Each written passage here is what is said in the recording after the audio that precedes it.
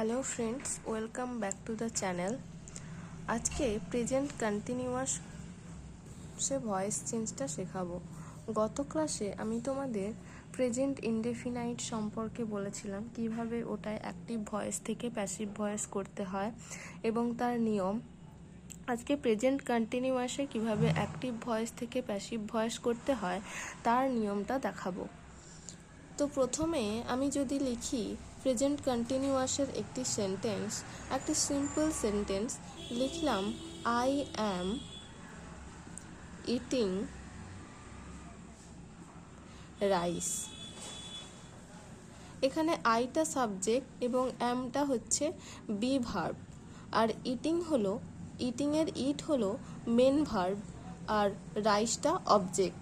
আমি বলেছি প্রথমেই যে ভয়েস চেঞ্জে অ্যাক্টিভ থেকে প্যাসিভ করতে হলে সাবজেক্টটা অবজেক্টের জায়গায় যায় আর অবজেক্টটা সাবজেক্টের জায়গায় আসে।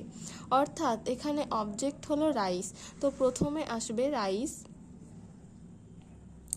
তারপরে রাইসের পর একটি বি ভার্ব বসাতে হবে।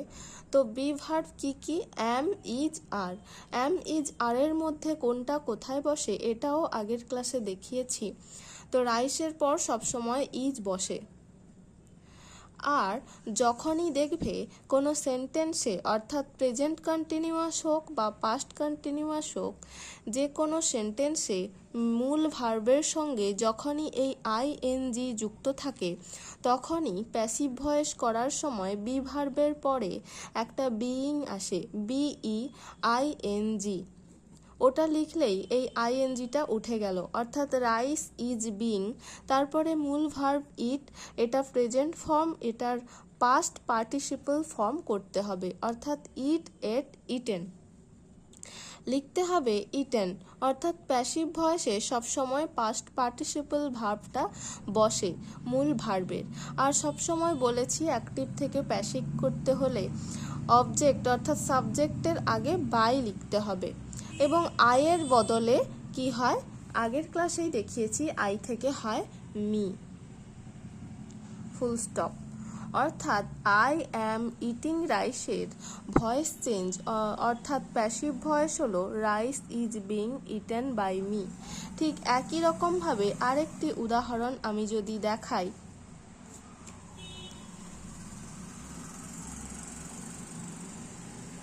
সি ইজ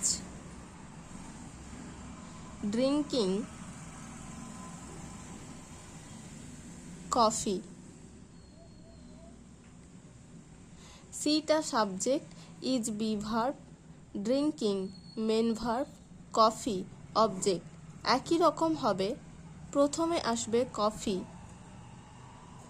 কফিটি সিঙ্গুলার ওয়ার্ড মনে করে এখানে ইজ লেখা হলো, কফি ইজ, তারপরে আইএনজি তোলার জন্য বিং।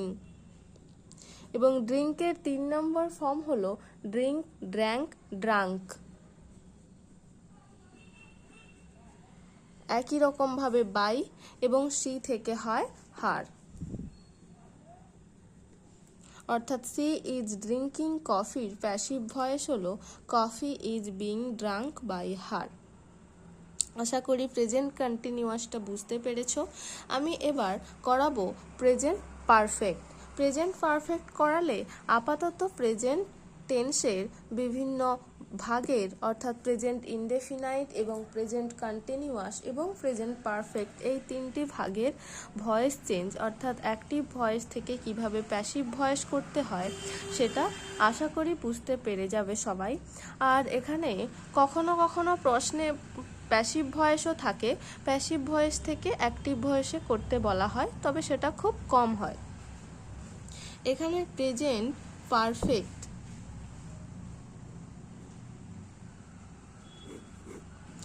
একটি সেন্টেন্স লিখি, I have eaten rice. I subject, have has verb, eaten main ভার্বের 3 নম্বর ফর্ম, অর্থাৎ প্রেজেন্ট পারফেক্ট টেন্সে অলরেডি পাস্ট পার্টিসিপল ফর্ম দেওয়া থাকে মূল ভার্বের, রাইস অবজেক্ট। সুতরাং এটা খুবই সহজ, সাবজেক্ট থেকে অবজেক্ট যাবে এবং অবজেক্ট থেকে সাবজেক্ট আসবে। অর্থাৎ এখানে যদি থাকে রাইস, রাইসের পর সবসময় রাইস যেহেতু সিঙ্গুলার ওয়ার্ড, তাই রাইসের পর কি হবে, হ্যাভ হ্যাজের মধ্যে হ্যাজ। আমি বলেছি হ্যাজ একটি জিনিসের পরে বসে এবং হ্যাভ এক বা একের বেশি অর্থাৎ দুই বা ততোধিক জিনিসের পরে বসে, তবে একটি ব্যতিক্রম হলো আয়ের পর সবসময় হ্যাভ বসে।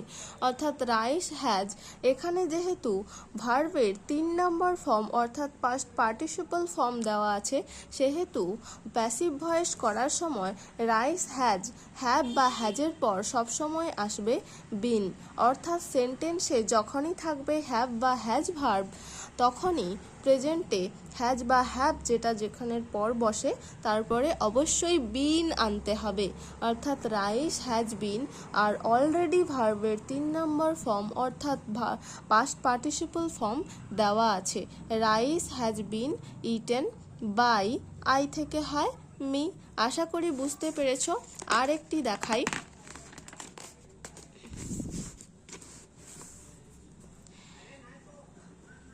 They have